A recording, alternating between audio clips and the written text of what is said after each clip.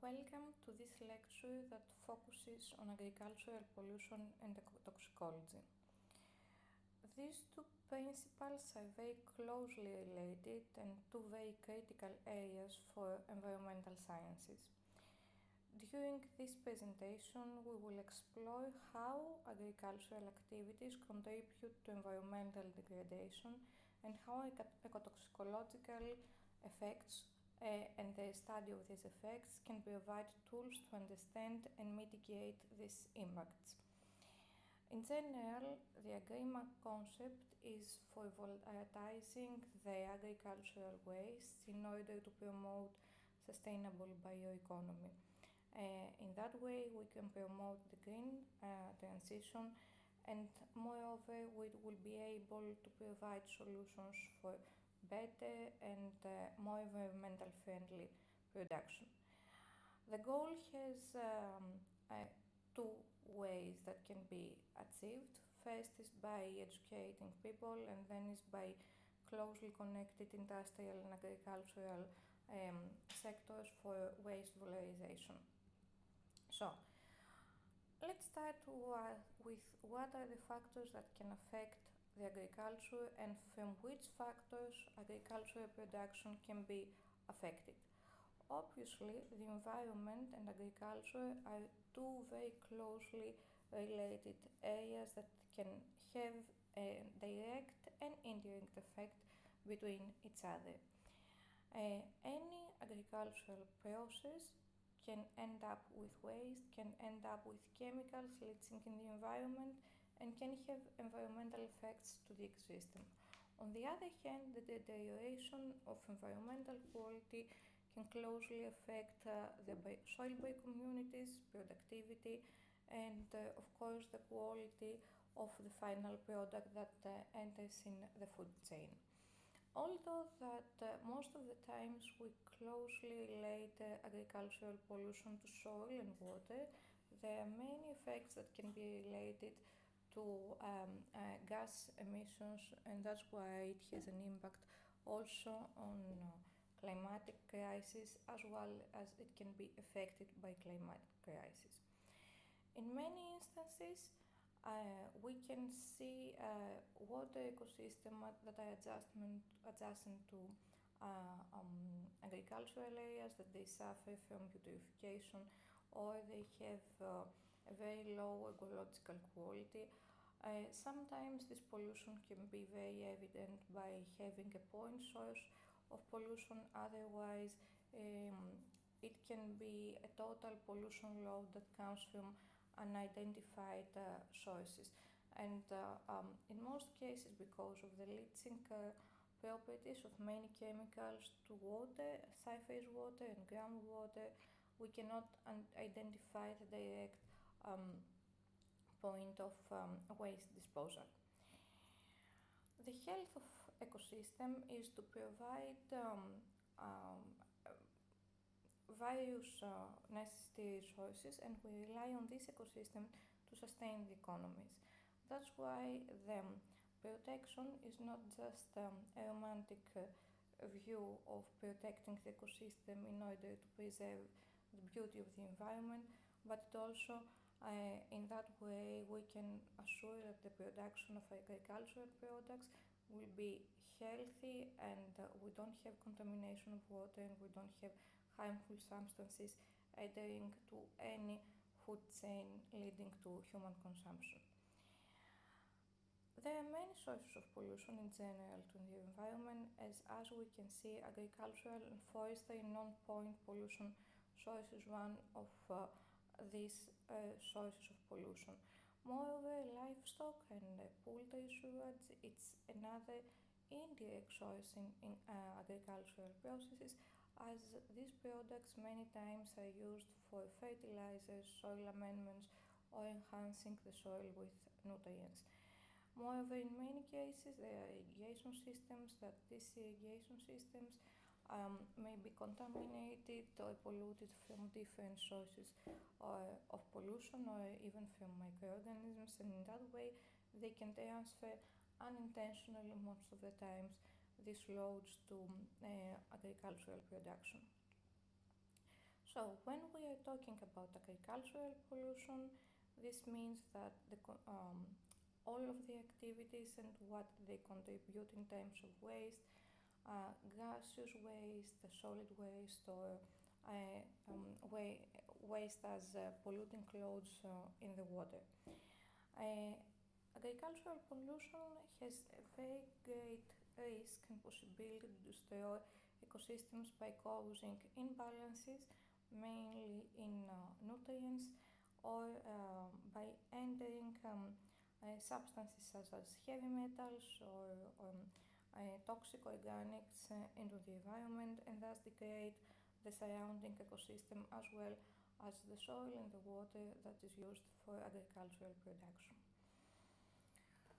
As in many cases, we can divide this agricultural waste into great categories. One is the organic pollutants and wastes, which are mainly crop residues, animal manure, and food processing waste, that they have increased organic load in terms of organic substances, and inorganic material, which are plastics, chemical containers, synthetic inputs.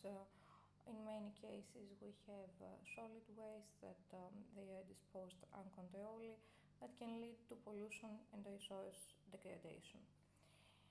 On the other hand, we will talk about ecotoxicology, and first of all, we must understand why we are so interested in ecotoxicology combined with agriculture. Ecotoxicology is the potential of agricultural chemicals that they are used as fungicides, pesticides, or insecticides, or even other substances that they are used for production, and waste products to cause harmful effects on the ecosystem. So, this potential that these chemicals may cause to the ecosystem, and actually measuring these possibilities are within the field of ecotoxicology.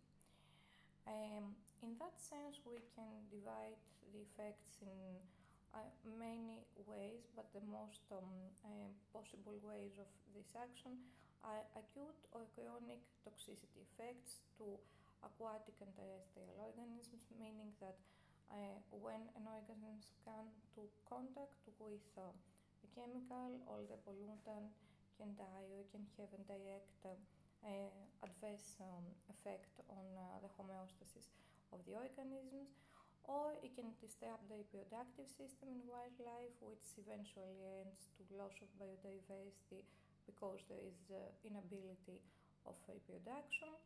And one of the most possible effects that has also an effect to human health is the bioaccumulation of toxic compounds within the food chains.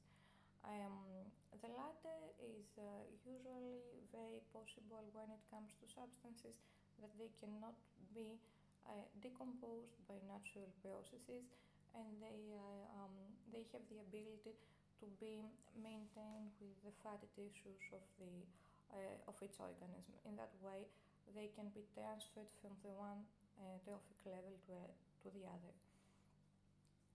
This is important because the agricultural pollution is leading to water and soil degradation, not only in local environments but globally, which means that the remaining sources are not very suitable for the other productions, meaning that the quality of the product is declining, and that has a direct effect on human health by contamination of food and water.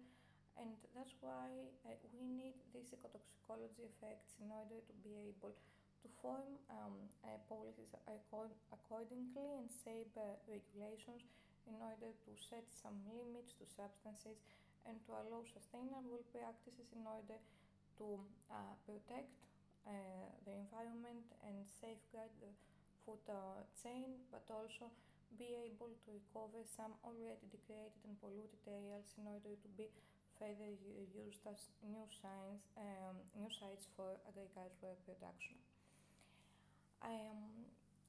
We can divide the pollutants in chemical pollutants and organic pollutants. In the case of chemical pollutants, we have the fertilizers, which they can provide excess nitrogen and phosphorus in the runoffs, and that causes eutrophication to water bodies. It's very common to have pesticides, herbicides, fungicides, or insecticides, any of these categories that they use organic substances such as carbamides, or they have very strong persistent organic pollutants. A very common case is the case of DDT, which has already been banned many years ago. However, we can still find it in the organism because of the bioaccumulation ability it has.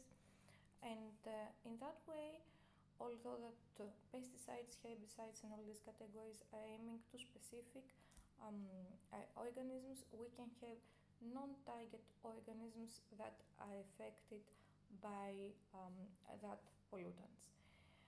In many cases, and especially in livestock, we have antibiotics and hormones that they are used in order to protect animals or promote the animal production.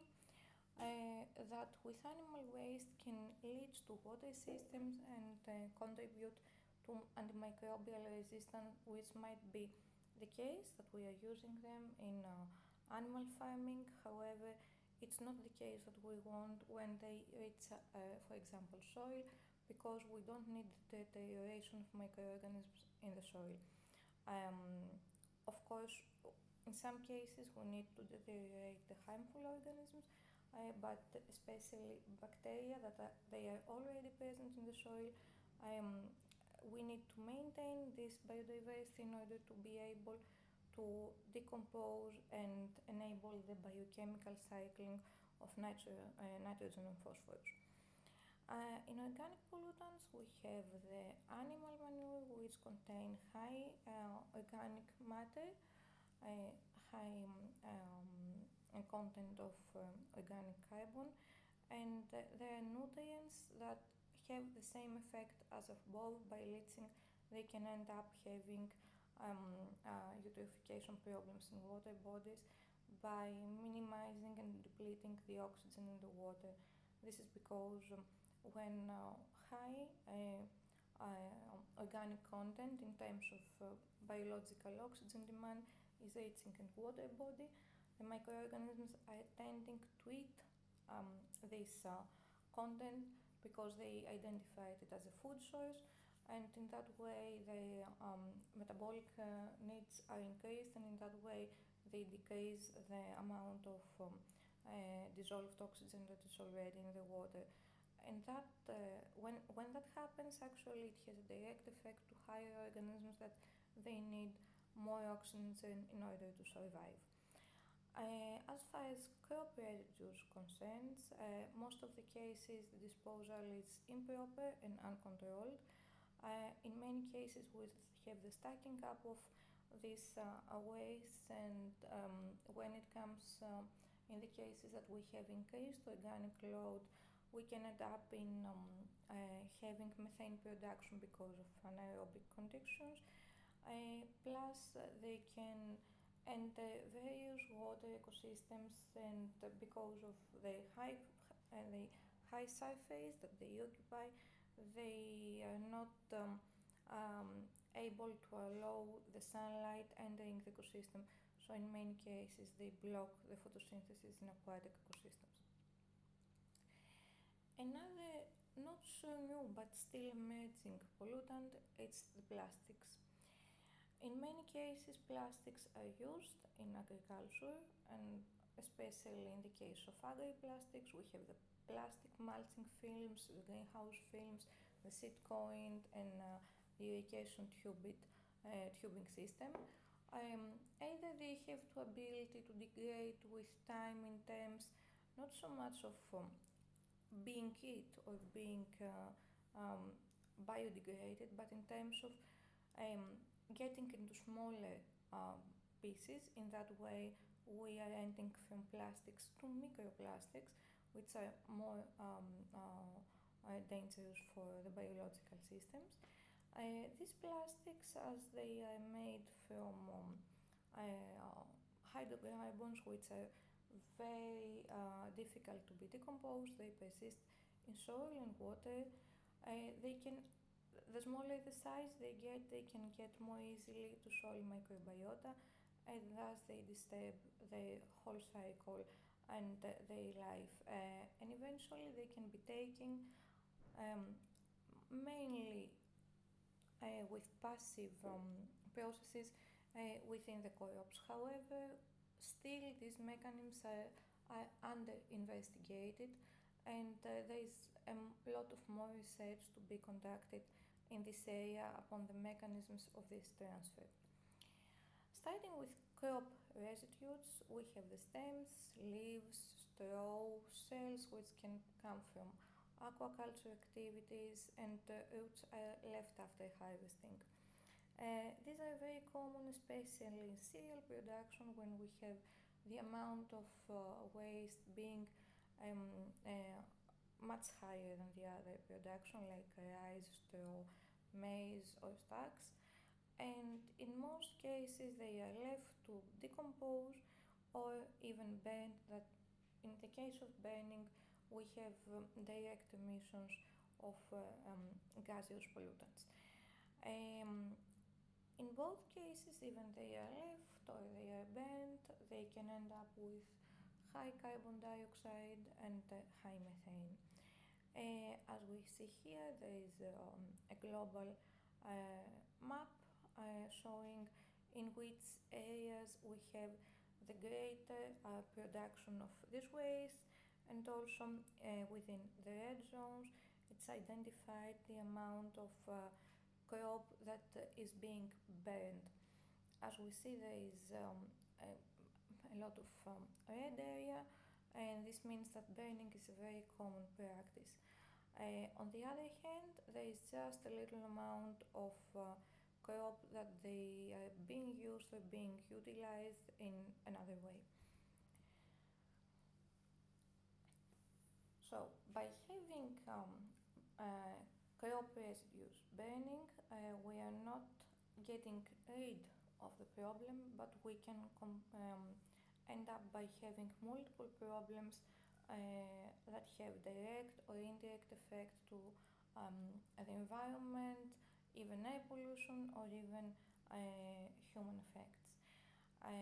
So when it comes to burning, we have deterioration of the soil environment because we have declining of microbial mass, which is absolutely essential for good productivity. We have loss of soil organic carbon, which means that at the end we have to use more fertilizers in order to add up to the organic compounds and to organic carbon within the soil. We have loss of soil biodiversity, which means that we are not having a proper cycling of the compounds, and in total this ends up in the declining of soil fertility. On the other hand, when it comes to human environment, we have the production of many particulate matter in the air, which can end up in the respiratory system of humans, and that have a direct effect on heart or lung, or even having a very short-term effect on breathing.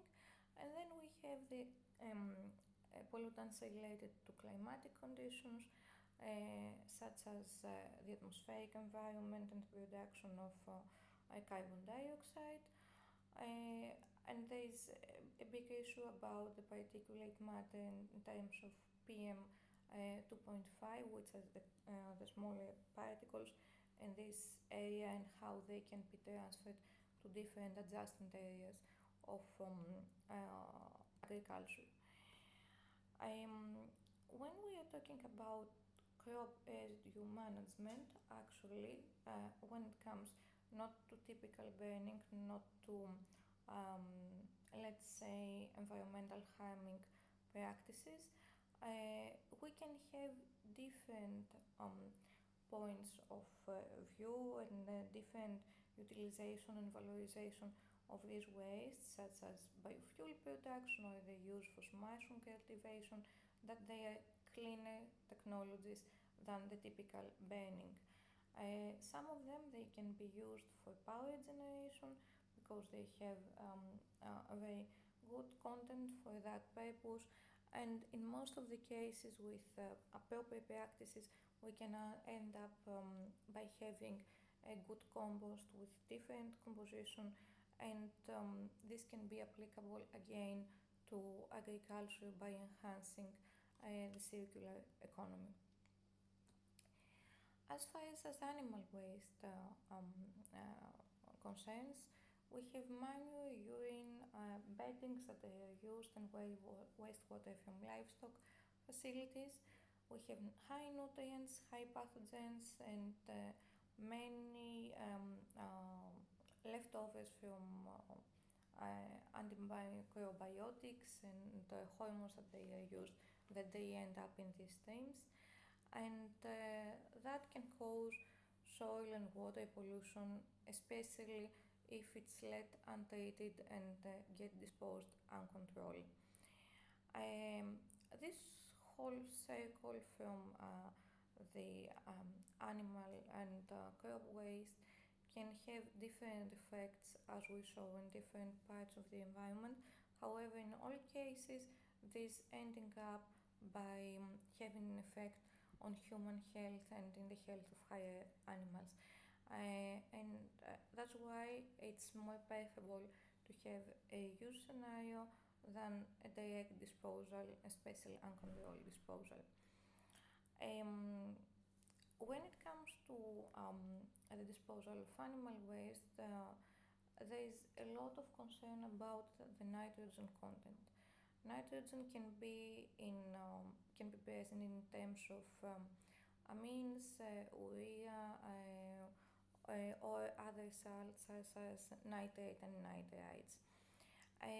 In that case, soil microorganisms can uptake this nitrogen and utilize it, and in many cases when we have production, this can be helpful for growing up the plants.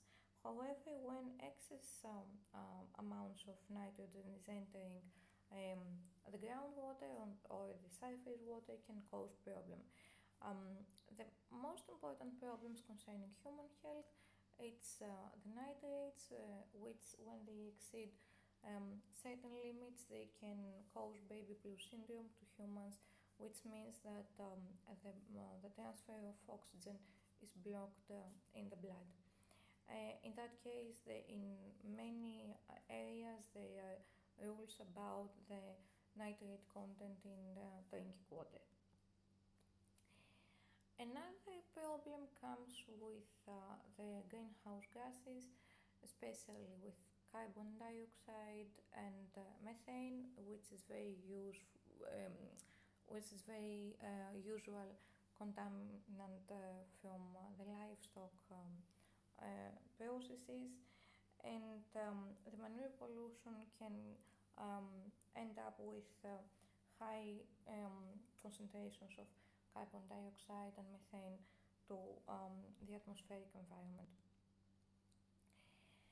When it comes to wastewater and effluent, we have the water that was used in irrigation, and when it comes to this case, when it comes out of the irrigation channels and go to surface water or to groundwater, it's filled in with all the pollutants. In this case, pollutants are what was used during production. We have also the wastewater from the cleaning of the equipment and the various processing procedures. Another big problem is the containers of pesticides, detergents, and other suspended solids that they may enter the environment. And in slaughterhouses, especially, we have blood, bones, skin, feathers, and many byproducts of this process that they are biologically active and potentially pathogenic if they are not treated properly. And that causes a very big problem to groundwater that is used for drinking water. The waste that come from sugarcane, oil palm, cotton, tea and coffee and other food processes are usually not used and disposed. Um, that that is a big problem because they come in big quantities and they occupy big volumes, and also they have a lot of organic load, and some of the times can be acidic, which means that they affect the soil processes. So in that sense we can disaggregate the processes and the pollutants in two ways, like primary and secondary. Primary is when we have directly the pollutant itself, and secondary when it comes from rinsing, washing or spillage.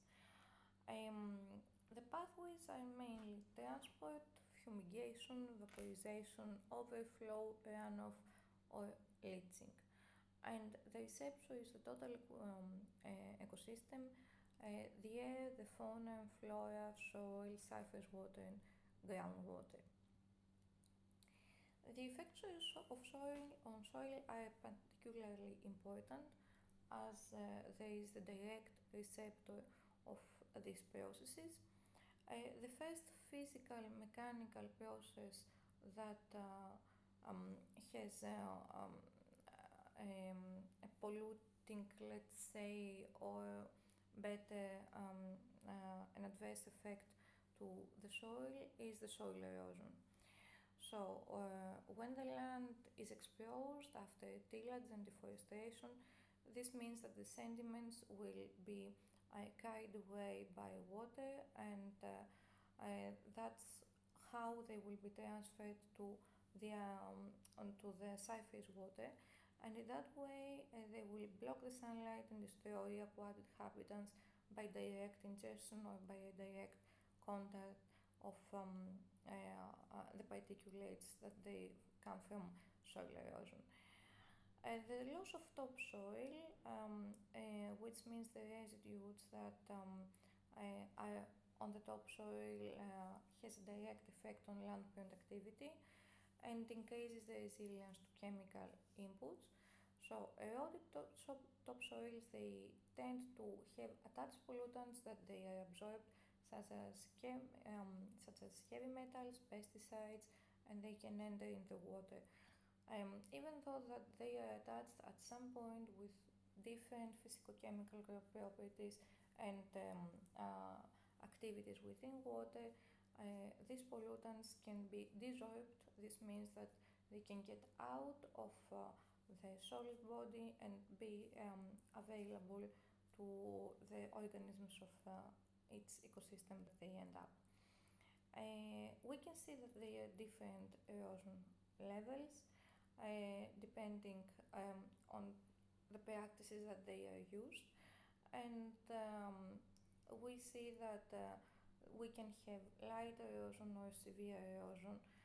In the cases of severe erosion, we have a lot of outflow of the soil to water bodies, and this is a very common effect when it comes to flooding.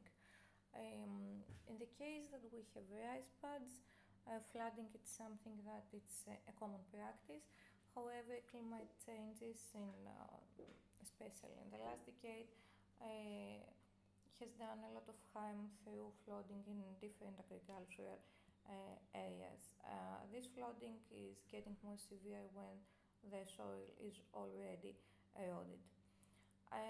In terms of erosion, we can have many types of erosion, like seed erosion, wind erosion, mass erosion, or whatever, and this has mainly to do with the way that the soil is eroded and how these practices affect in the general morphology of the area. When it comes to pesticide contamination, pesticides are usually organic or organometallic. This means that they have metals that they are attached to organic compounds. Their main purpose is to fight pests. So this means that they, the, the utmost purpose of using them is by killing the pests in order to ensure that the production will be better. However, not all the pesticides that are used is going for that purpose. A lot of them are leaching in the soil, and this has an effect to the different microorganisms that are within the soil, and also can be transferred to different trophic level by one organism eating the other. So one part is by affecting the soil microbial community and the activity, which means that degrades the quality of soil, and the other way is by transfer through the food chain. When talking about eutrophication from phosphorus and nitrogen, this means that we can lead to algal blooms or block sunlight, reduce oxygen levels, and we have massive kills and collapses in different food chains.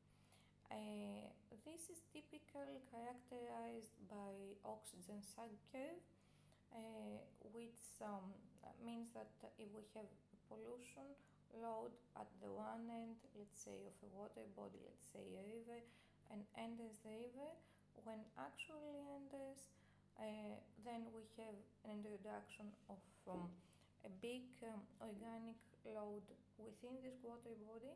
Microorganisms try to decompose, that's why they use up the oxygen that is available, the dissolved oxygen that is available in the water. That's why we have the depletion of this oxygen against the other organisms.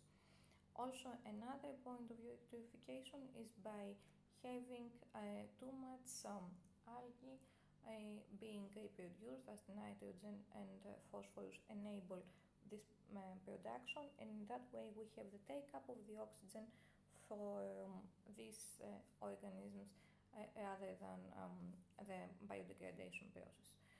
When pesticides now enter a water body, we have mainly toxic effect. That's why we are interested about the ecotoxicity. This means that we can have direct effects when these contaminants are coming in contact to the organisms by either affecting directly the skin, the body, the respiratory system, or indirectly by the ingestion of food that contains these toxic compounds. Pathogens can come mainly from residential areas and from manure. It has to do mainly with the introduction of E. coli, Salmonella, and other pathogens, and they are very risky when it comes to drinking and recreational water, and the consequences usually are waterborne diseases and outbreaks in human and livestock. Nitrates, they have many sources, and actually pollution from nitrates is very common in most of the agricultural areas. It can lead through irrigation channels, and it can accumulate mainly in groundwater. The groundwater flow ends up eventually in a sewage water or in a drinking water system, and that can be very much linked to health effects to humans. Another emerging pollutant it's the antibiotics and the hormones.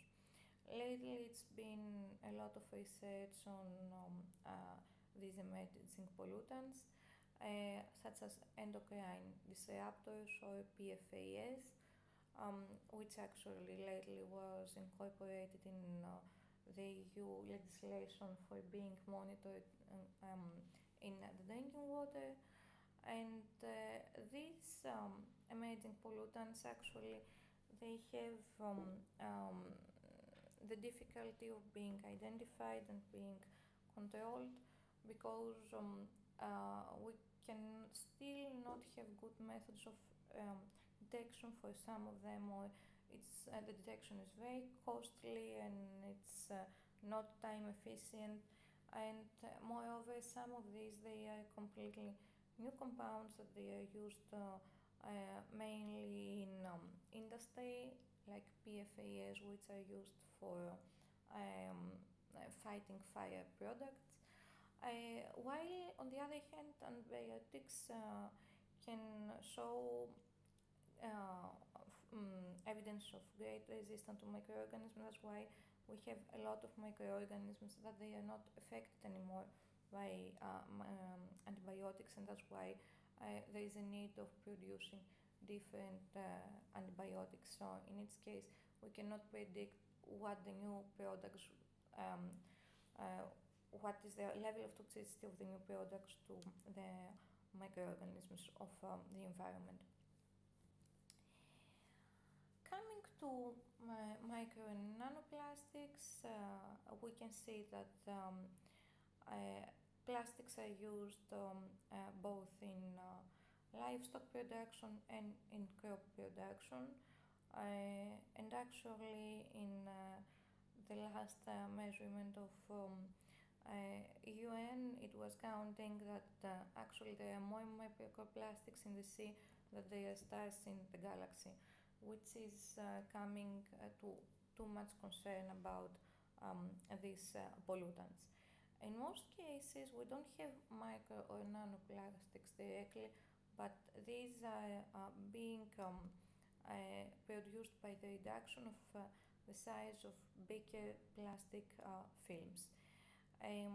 We can see here some samples that are coming from soil amendments and manure that actually are being sold commercially, and they already contain plastics, and in this case microplastics, but this can turn into nanoplastic or smaller particles. So this means when I use soil amendment or when we use manure, it's like injecting microplastics to the soil. And obviously this have great effects on soil microbiota and in turn to the transfer of these to the ecosystem. Um, as we see here, the plastic coated chemicals may can go chemical, physical or hydrological changes with weather or with many agricultural practices. They turn to smaller sizes, and in that way they can affect soil microorganisms, the microbial community. They can have an effect on enzymatic activities. They can disrupt soil food webs, and they can promote antibiotic resistance. So there is a lot of need currently for recommendation and mitigation on the substitution of these plastics films with other practices or with biodegradable plastics which are still under research process. Actually, there are many agricultural byproducts that are used in order to compose plastics. However, it's still questionable when they have the same durability or the same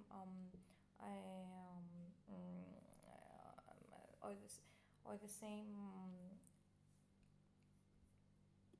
properties as the conventional plastics. Um, Globally, there are some hotspots that they have heavy agricultural pollution. One of them is India, that is the world's greatest consumer for chemical fertilizers, and actually we can see the total of leaching nitrogen ratio. The other one is China, which has a high livestock density and excessive pesticide use. Their policy now is to go to zero growth initiative. We can still see here the amounts of nitrogen that in each case are leaching, and they made a practice of relocating livestock, and in that case let's say they can distribute more evenly these effects from nitrogen. United States, especially in the Midwest, they have large animal farms, so they have a problem with nitrates in the drinking water.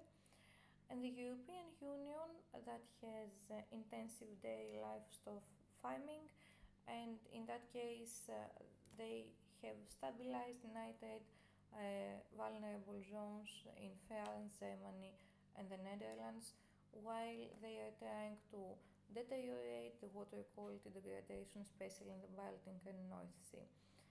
Also, EU has a directive for nitrates, and currently we are under the formation of common agricultural policy. We can see here the distribution of livestock density, and as we saw before, this is mainly focused on different areas. About pesticides, we can see here the distribution of pesticides. In this case, we can see the fungicides, herbicides, and insecticides in this case. And we see actually that there is the increased amount of these products that are being sold in agriculture. Although that there was a decrease in later years, still it's an ongoing market. When it comes to effect of air quality and climate crisis, we have the production of methane, which comes from enteric fermentation in ruminant livestock, and from rice pods, which usually after flooding they produce methane. We have the nitrous oxides. Nitrous oxides are produced when it comes to the application of nitrogen-based fertilizers and urine from grazing animals. We have actually increased amounts of nitrous oxides, especially when it comes to the production of rice again and vegetables. And of course the carbon dioxides, which are used which are produced by the normal processes of biota. However, excess loads are produced from machinery, they are affected by deforestation and from the burning of crop residues.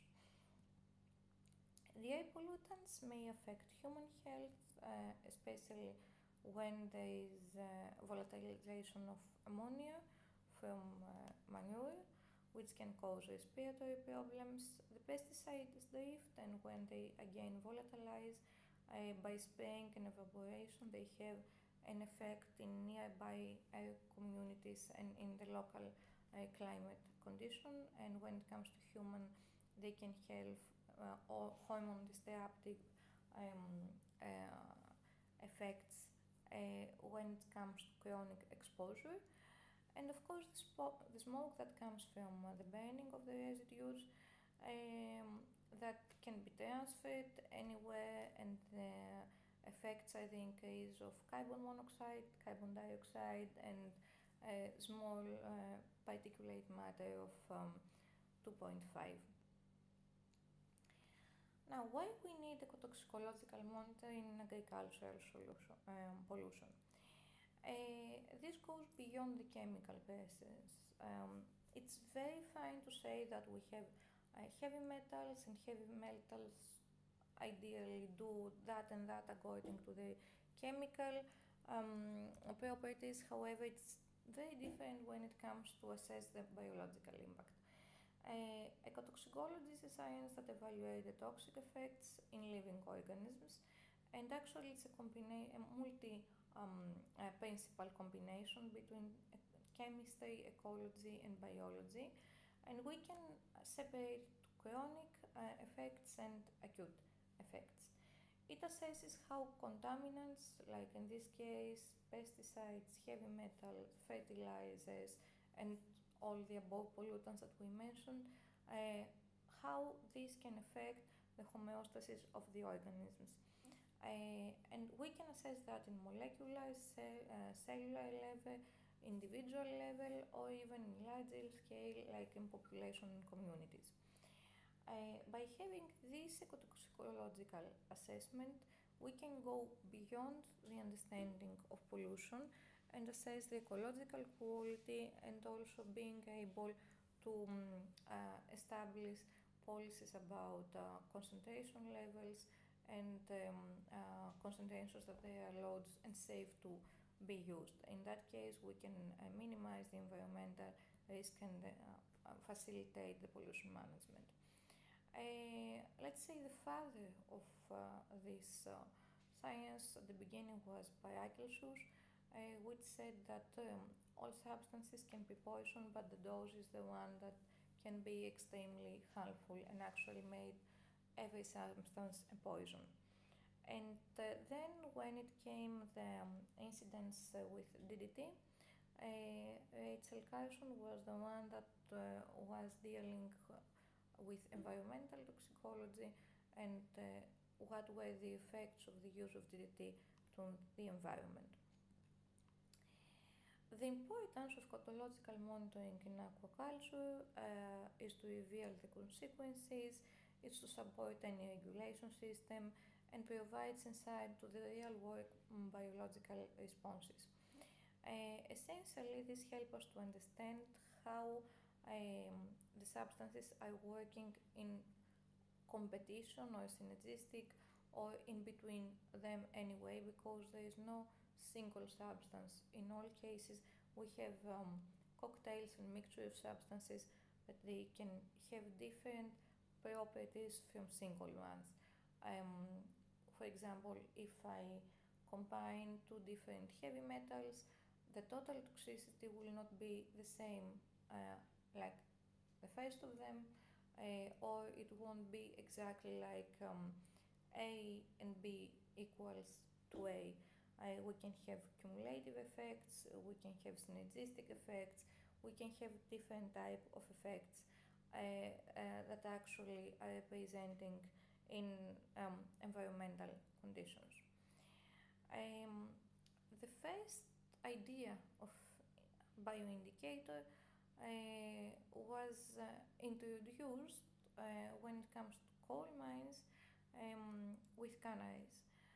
People, when they were working at the coal mine, they were putting cages with canaries, and when it was coming to the emission of harmful gases through this product, the canary was inhaling the concentration, and it was an early warning system for the people that they were working there to evacuate the coal mine.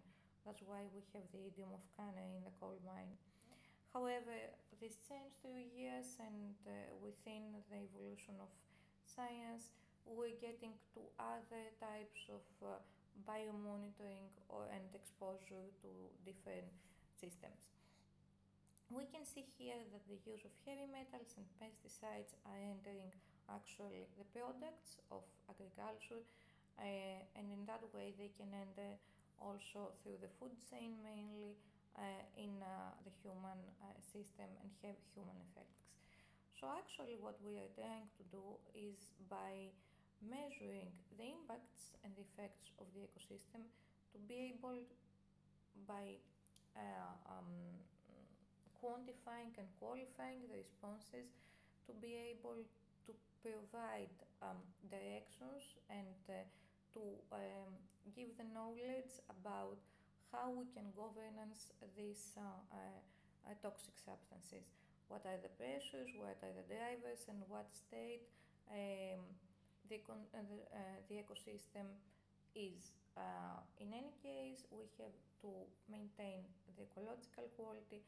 That's why we have to employ new policies about the use of, initially the use of these chemicals, and then for minimizing the impacts to the environment. These pollutants, when it comes to ecotoxicology, are characterized as xenobiotics, which means that they are out of the normal life cycle and life needs. They can have different effects on soil. They can alter physicochemical properties, and they affect the microbiological activity. In the water, they can cause eutrophication, bioaccumulation, and oxidative stress to any organism. In plant, they can have multiple effects as in growth and seed germination. They can also have genotoxicity effects, and they can deregulate the cycling pathways, for example, for photosynthesis. In the marine life, we can see deformities in the animals, so we can have neurotoxicity and development of various disorders or even genotoxicity. And in terrestrial animals, we have physiological changes and immune changes.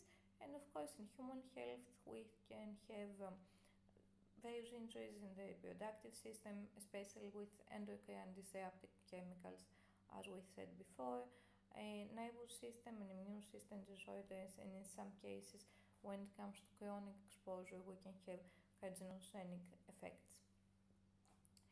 When it comes to measuring these ecotoxic effects, we can have different points.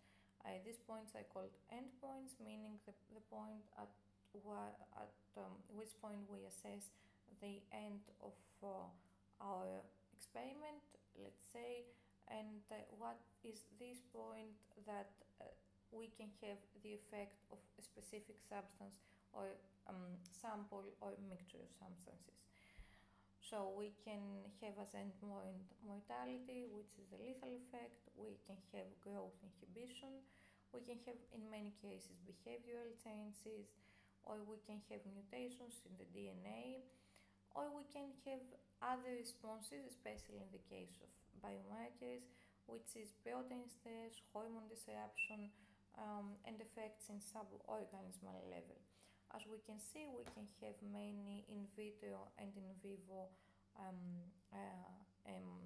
protocols that we can apply in environmental samples or laboratory samples that we can test from biochemical mechanisms to whole organism. These endpoints will serve as early warning indicators in order to identify the ecological stress at multiple levels. Here are some common bioindicators that we can use. We can use aquatic organisms and plants as Daphnia magna, zebrafish embryo, different algae species. In this case, we can assess the survival rate or the photosynthesis for the case of algae. For terrestrial organisms and plants, we can have earthworms that they are good indicators for the soil health, and they are sensitive to heavy metals and organic pollutants. We can have different soil microorganisms that they can reflect the diversity, or we can have studies with polluted soil or polluted water that is supplied to the soil by having short-term or long-term experiments with various plants. In case of microorganisms, we can assess the effect of various samples or compounds to the microorganisms of the ecosystem. The use of luminescence microorganisms such as Vibrio fissae can also offer a solution of a very quick and time-efficient ecotoxicity bioassay, because we can have a result from 5 to 30 minutes, which is very good for an early warning system. On the other hand, we can have some other microorganisms that are essential for biodegradation, such as Protista or other bacteria. In the acute toxicity tests that we use, they are typically are between 24 and 96 hours, and we usually test high concentration exposure. The common endpoints can be LC50, the lethal concentration to the 50% of the organism, or EC50, which is the effective, not lethal, this time just effective concentration to 50% of the organism. We can have the chronic toxicity tests, which assess the effects in the whole life cycle of the organism. And in terms of quantifying these effects, the most common terms are, as it was mentioned, LC50 and EC50, and also two other key parameters, which is the non-observed effective concentration, This means that it's the highest concentration that has no statistical significance to the control, no difference to statistical difference to the control, and the lowest observed effect concentration, which is the lowest concentration, which has statistically significant adverse effect of what was observed. When it comes to assessing bioaccumulation effects, in that case we can measure how pollutants accumulate in organisms over time by having mesocosm and field studies, or we can have the genotoxicity bioassays by detecting the DNA that was damaged and the hormonal imbalances. In the case of heavy metals, it's very common to assess the levels of heavy metals in organisms. In that case, we employ mainly chemical techniques, and it's good to see how these are transferred between different trophic levels. This means that we should do a battery of tests and assess different organisms in order to see how this can be transferred from the one trophic level to another. So, actually we have many cases of pollutants that they are related directly or indirectly to agricultural practices, and all these they can contribute in a different way to the deterioration of the environment.